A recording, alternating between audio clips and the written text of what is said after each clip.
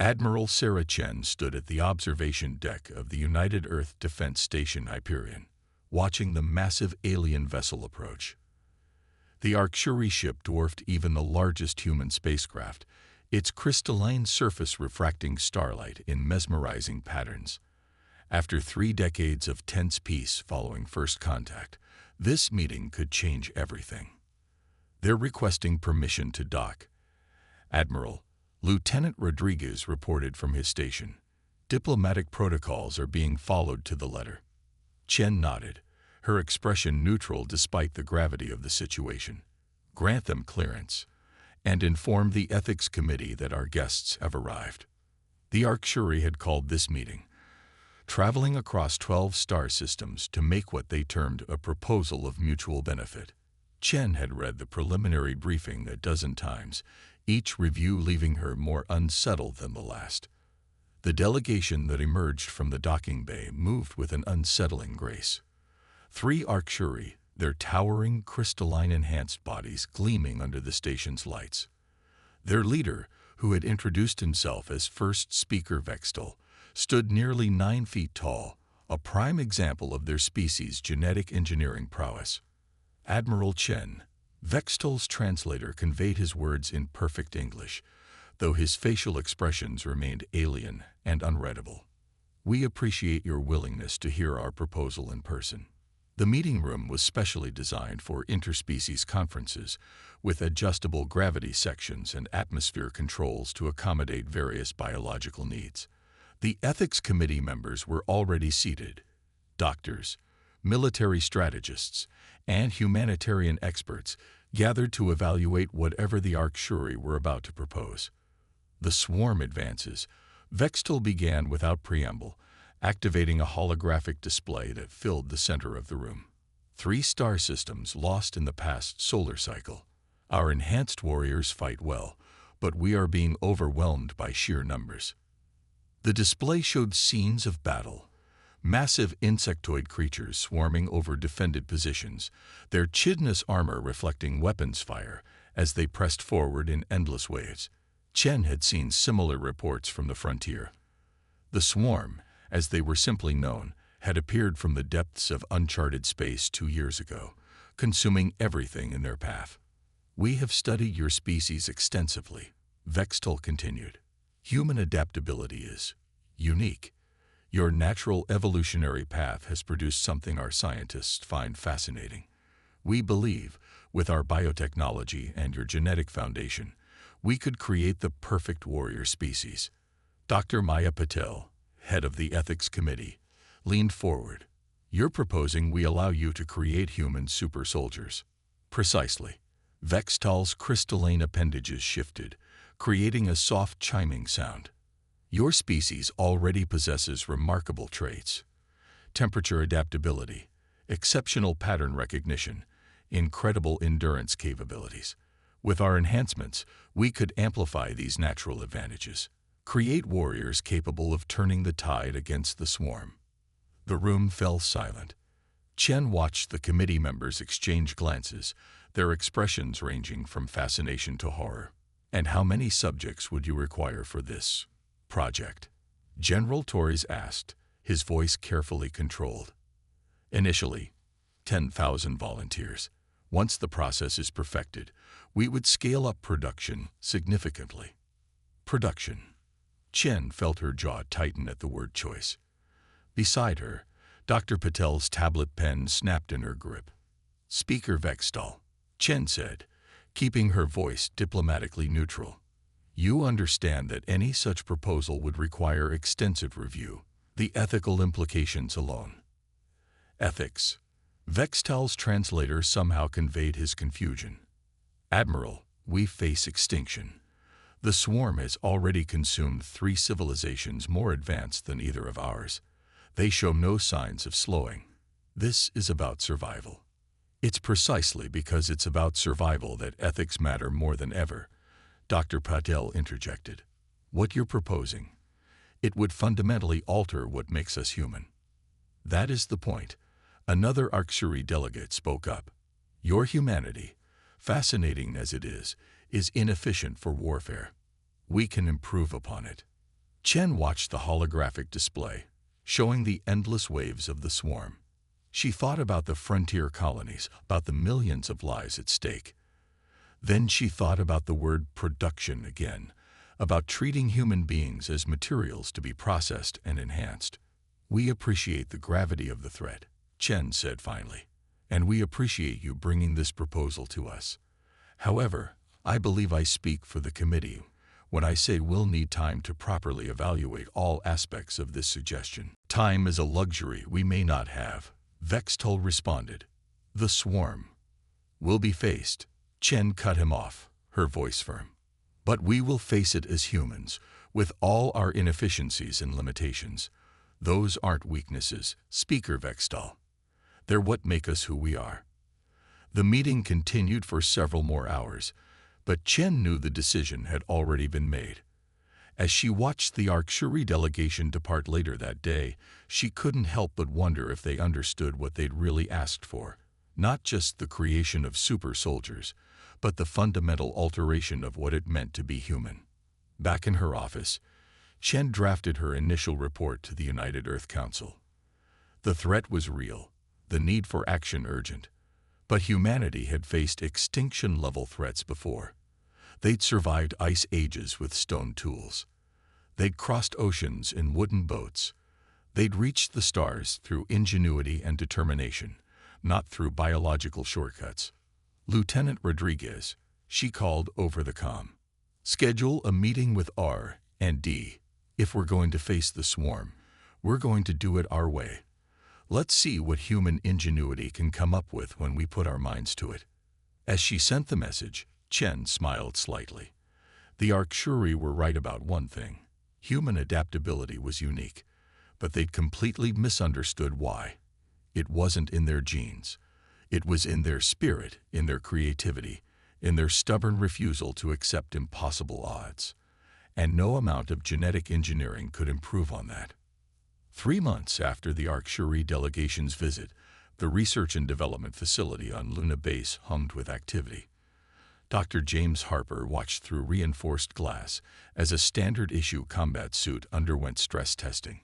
No genetic modifications, no biological enhancements, just human innovation at its finest. "Run the simulation again," he ordered, eyes fixed on the holographic display showing the suit's performance metrics. "Let's push it to 130% this time." His team had worked around the clock since Admiral Chen's directive came through. While the HFY focused on creating better soldiers, humanity had chosen a different path, creating better tools for regular humans to use. The combat suit on display represented thousands of hours of development. It didn't enhance the human inside. It amplified their existing capabilities. Synthetic muscle fibers that responded to natural movement, adaptive armor that learned from damage patterns, and neural interface systems that felt as natural as moving one's own limbs. Dr. Harper, a young engineer, burst into the observation room, tablet in hand. "The results from Field Test Group Alpha just came in. You need to see this." Harper took the tablet, his eyes widening as he scrolled through the data. Field Test Group Alpha, regular Marines training with the new equipment, had just outperformed the HFY's enhanced warriors in every category except raw strength. But the differences in coordination, adaptability, and tactical thinking were what really stood out. "Send this to Admiral Chen immediately," Harper ordered, "and get me a secure line to Captain Martinez at the training facility." The screen flickered to life, showing Captain Sofia Martinez's face. Behind her, soldiers in prototype suits ran through combat drills. "Tell me you're seeing these numbers, James," Martinez said without preamble. "My people are performing beyond all projections." Harper nodded, still scanning the data. "How are they adapting to the neural interfaces?" "That's the beautiful part. They're not just adapting, they're innovating. Watch this." Martinez turned her camera to show a group of Marines. "Jenkins, show the doctor what you figured out yesterday." A soldier in a midnight black suit stepped forward. The neural interface was designed to allow fine control of the suit's enhanced capabilities, but Jenkins moved with a fluid grace that the designers hadn't programmed. The suit's synthetic muscles flowed like water, allowing movements that should have been impossible. "I used to dance ballet," Jenkins explained, executing a perfect spin that somehow transitioned into a combat stance. "Found out the suit responds to muscle memory just like a human body. Been teaching the others how to incorporate different movement styles into their combat techniques." Harper leaned back, a smile spreading across his face. This was exactly what they'd hoped for. Not super soldiers, but human creativity and adaptability enhanced by technology that grew with them. "The Arctury's enhanced warriors are impressive," Martins continued, "but they're predictable. They fight exactly how they were designed to fight. My people, they surprise me every day with new applications of the technology." An alarm blared through the facility, cutting their conversation short. Harper's security terminal lit up with urgent messages. "Swarm vessels detected at the edge of the Procyon system," he read aloud. "All military personnel to battle stations. This isn't a drill." Martinez's expression hardened. "Looks like we're about to field test these suits in actual combat. My team is ready." "Sophia," Harper called before she could end the transmission. "Be careful out there. We still don't know everything these suits can do." She smiled grimly. "That's the point, isn't it? Neither does the enemy." As the facility transformed into a hive of urgent activity, Harper couldn't help but think about the Arctury's proposal. They had wanted to change humans to fit their idea of the perfect warrior. Instead, humanity had found a way to create tools that adapted to human ingenuity and creativity. In the days that followed, as reports came in from the Procyon system, Harper's team worked tirelessly to analyze combat data and implement improvements. The suits learned from each engagement, but more importantly, the humans wearing them learned and adapted even faster. "Send the latest performance data to Admiral Chen," Harper instructed his team. "And add a note. Project Prometheus is exceeding all expectations. Humanity doesn't need to be changed. We just need the right tools to be ourselves." As he watched another group of Marines training with the suits, Harper noticed something remarkable. Each soldier moved differently, used the technology in unique ways. Where the Arctury had sought uniformity and predictability, humanity had embraced diversity and creativity. The swarm was still coming, but humanity would face them as they had faced every challenge in their history, by adapting, innovating, and refusing to sacrifice what made them human in the first place. The suits weren't creating super soldiers. They were empowering regular humans to be extraordinary in their own unique ways. And as the first reports of victories against swarm scout forces began to come in, Harper knew they had made the right choice. Humanity's strength had never been in raw power or genetic perfection. It had always been in their ability to adapt, to innovate, and to face impossible odds with ingenuity and determination. The real test was still to come, but for the first time since the swarm had appeared, Harper felt genuine hope. Not because they had created the perfect warrior, but because they had found a way to let warriors be perfectly human. Captain Sofia Martinez watched the tactical display aboard the UES Thermopylae as the swarm fleet emerged from hyperspace. They looked like a dark cloud spreading across the stars, thousands of bioorganic ships moving with terrifying coordination. "All squadrons, report in," she commanded, her voice steady despite the gravity of the situation. The Procyon system's defense would be the first real test of humanity's approach to warfare. The Arctury battle group had already engaged the swarm's forward elements. Their enhanced warriors fought with incredible strength and precision, but Martinez could see the pattern in their attacks. Perfectly executed but utterly predictable. "This is Jenkins, Alpha Squad ready." The former ballet dancer's voice crackled through the comm. "Neural interfaces at optimal levels." "Everyone's got their game face on, Captain." Martinez smiled slightly. Each squad had developed its own fighting style over the past months of training. Alpha Squad moved like dancers, Beta like martial artists, and Gamma had somehow incorporated parkour into their combat techniques. It wasn't what the designers had intended, but that was exactly the point. Swarm boarding parties detected on decks 3 through 7. The ship's AI announced. Arcturian forces engaging on deck 4. Security teams responding. Alpha Squad, with me, Martines ordered, activating her own combat suit. The neural interface hummed to life, feeling like a second skin. Let's show our allies there's more than one way to fight this war. They moved through the ship's corridors with practiced precision.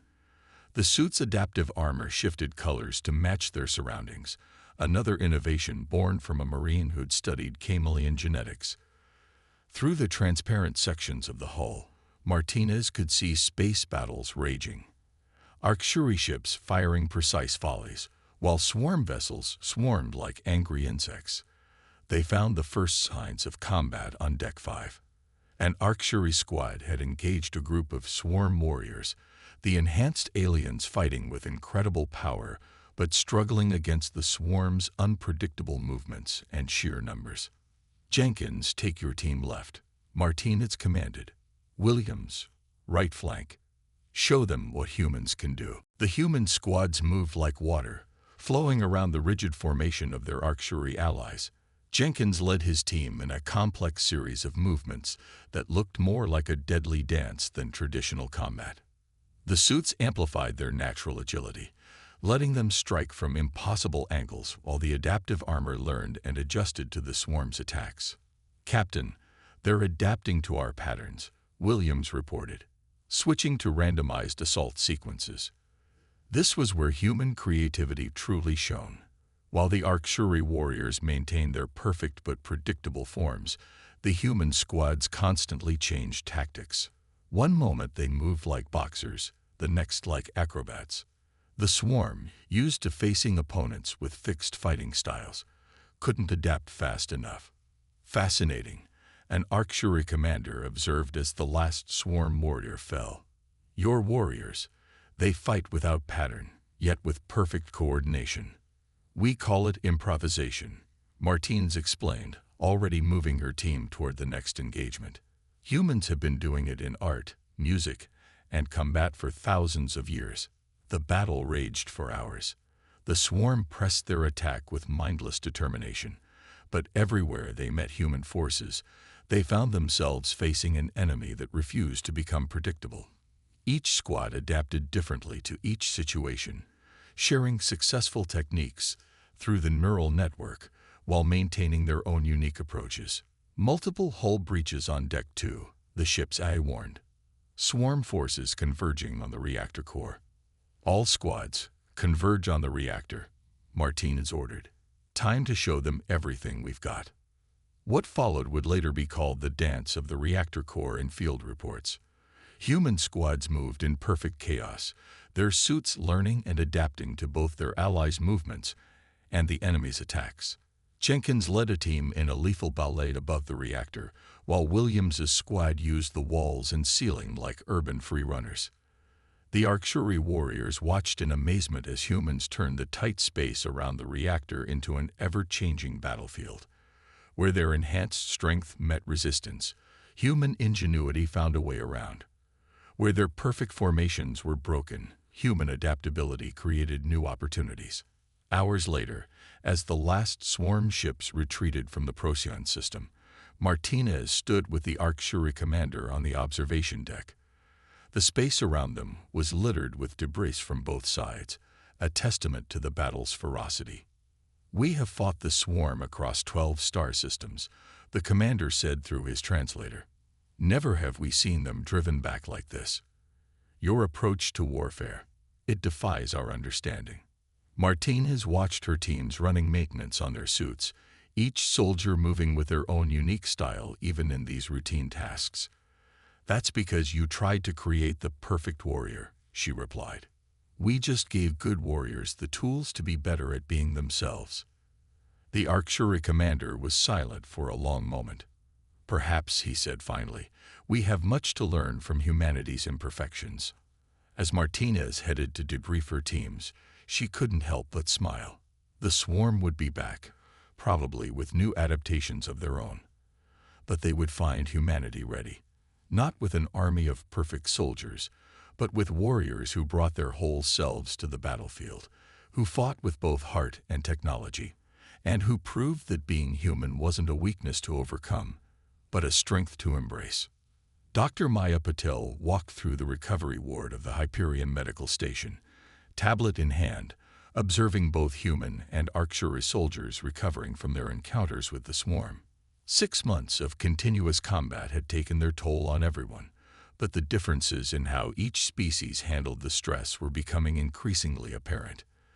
The Arcturi-enhanced warriors sat in perfect posture, their crystalline augmentations gleaming under the medical bay's lights.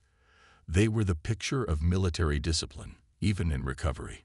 Yet something was off. A vacancy in their eyes, a mechanical quality to their movements that hadn't been there at the start of the war.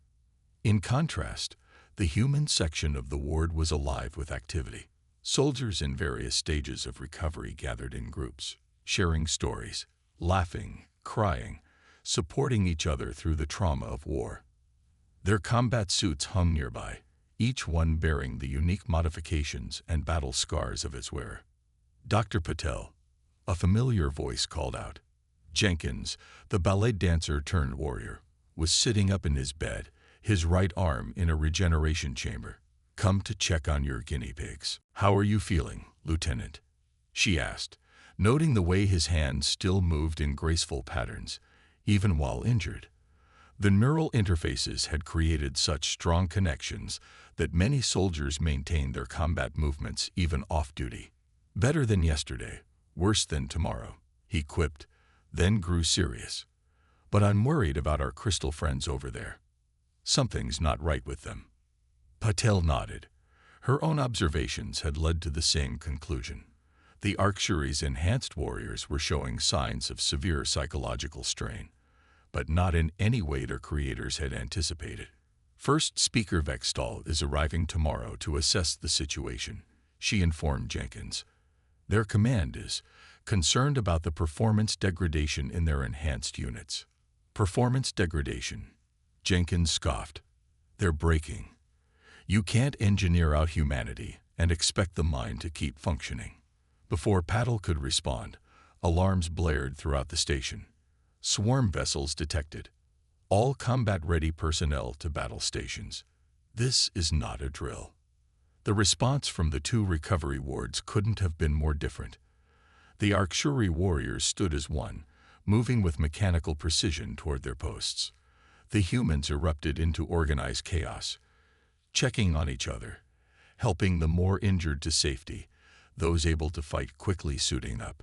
"Jenkins, you're not cleared for combat," Patel protested as the lieutenant retrieved his suit. He grinned, already stepping into the neural interface. "With respect, Doc, my arm might be busted, but my legs still work. And this dance ain't over yet." From her position in the station's command center, Patel watched the battle unfold. The swarm had adapted to the Arcturi's tactics, their movements now perfectly countering the enhanced warriors' programmed responses. But the human forces remained unpredictable, each squad fighting in their own unique style, adapting and innovating even in the middle of combat. "Remarkable," First Speaker Vextal commented, having arrived early to witness the engagement. "Your warriors continue to surprise us. Even injured, they fight with spirit." "That's because we didn't try to engineer out their humanity," Patel replied, watching Jenkins' squad executing a complex maneuver that looked more like a deadly performance than traditional combat. "Your enhanced warriors are stronger, faster, more precise, but they're limited by their programming, both physical and psychological." The battle raged for hours. The Arcturi enhanced units fought with diminishing effectiveness, their programmed responses becoming increasingly inadequate against the swarm's adaptations. But the human squads kept fighting, kept adapting, kept supporting each other. In the aftermath, as Patel conducted her psychological evaluations, the contrast became even starker. The Arcturi warriors showed clear signs of severe trauma, their enhanced minds unable to process the horrors of prolonged combat. The humans, while also traumatized, were coping through community, through creativity, through their fundamental ability to adapt and support each other. "We made a mistake," Vextal admitted during their final assessment meeting. "In pursuing biological perfection, we created warriors incapable of handling the psychological burden of war. Your humans, with all their imperfections, their emotions, their chaos, they are more resilient than our enhanced soldiers could ever be."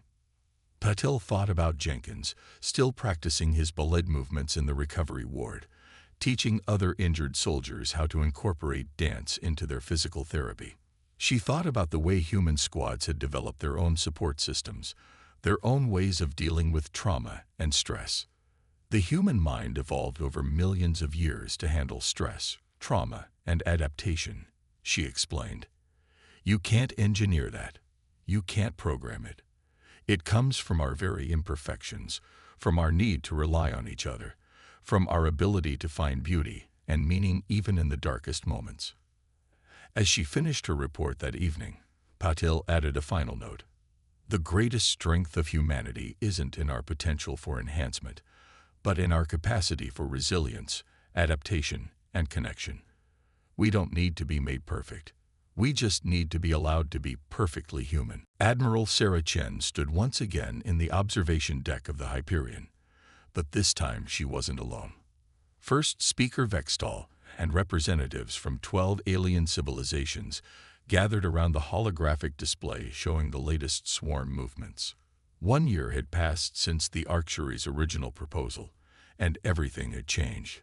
"The swarm has been pushed back from 3 major systems," Shen reported, highlighting the tactical map. "Our combined forces have achieved what none of us could do alone, but not in the way we initially expected." The assembled representatives watched as battle footage played across the display. Human squadrons moved with their characteristic unpredictability, their combat suits now integrating technologies from multiple alien civilizations. Each squad still maintained its unique fighting style, but now they seamlessly coordinated with alien allies who had learned to embrace their own natural strengths rather than seeking artificial perfection. "When we first approached humanity," Vextal addressed the gathering, "we believed we needed to create the perfect warrior through genetic engineering. We were wrong.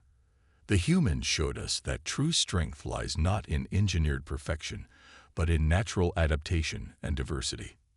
Dr. Harper stepped forward, displaying the latest combat suit designs.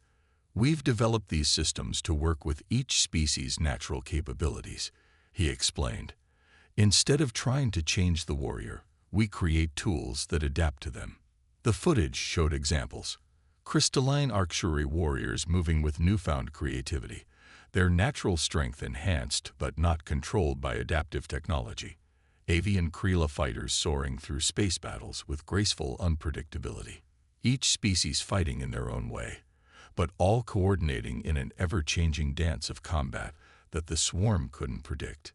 "The swarm adapts quickly," Captain Martinez added, her combat suit gleaming with recent battle scars. "But they can only adapt to patterns they can recognize. Our strength lies in our diversity, in our ability to be unpredictable, in our capacity to innovate and create new patterns faster than they can adapt to the old ones."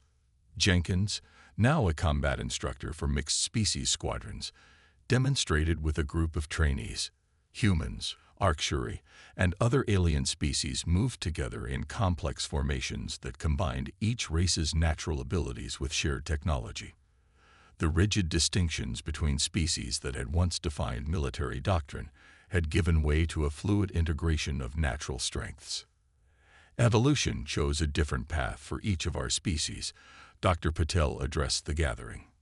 "We tried to override those choices through genetic engineering, through the creation of super soldiers. But in doing so, we worked against billions of years of natural development. Humanity's refusal to take that path seemed like stubbornness at first. Now we understand it was wisdom." The tactical display shifted to show the latest intelligence on the swarm. Their numbers were still vast, their threats still real, but for the first time, they were retreating more than advancing. Their perfectly adapted attacks faltered against forces that refused to become predictable, that celebrated and enhanced their natural diversity rather than seeking artificial uniformity. "We face a choice," Chen concluded, looking at each representative in turn. "Do we continue trying to engineer the perfect warrior, or do we embrace what evolution has already given us? The ability to adapt, to innovate, to work together while maintaining our unique strengths." The vote that followed was unanimous. The combined fleet would abandon the super soldier programs, focusing instead on developing technologies that enhanced natural abilities while preserving the essential nature of each species. The Arcturian would lead the development of adaptive crystalline technology. The Kreela would share their mastery of spatial dynamics, and humanity would continue to demonstrate the power of unpredictability and innovation.